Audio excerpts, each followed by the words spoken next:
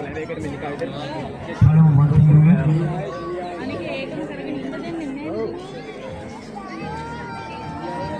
මාතෙන් මහ විද්‍යාලීය කණ්ඩායම විය යුතුයි.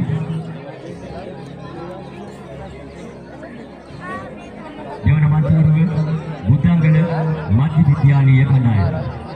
පළවෙනි හුමාරු කලාපය ඔබ සූදානම්ද?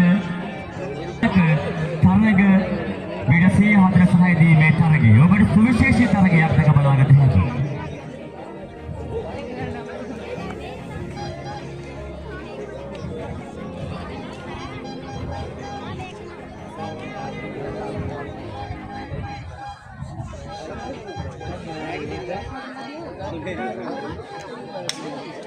විනාරම්භ වූ ආරායක වාසල් බාලක තරග රටාවේ මීට 146 දී මේ තරගය දෙදෙනාටම අභියෝග කරමින් ඉදිරියෙන් තාමත් බුද්ධංගල මධ්‍ය විද්‍යාලයේ කණ්ඩායම සාර්ථකයක් සුවමාරුවක්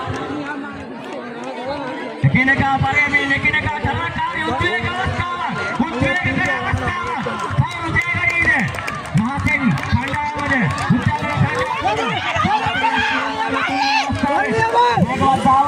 මේකවත් ධාවකයන් බුදුරුගේ තරගයේ අවසන් යෂ්ටුවමාරුවේ සාර්ථකත්වයේ කවුරුන් විය හැකිද? මාතෙන් කණ්ඩායම සමගින් බුද්ධංගල කණ්ඩායම සාර්ථකයි.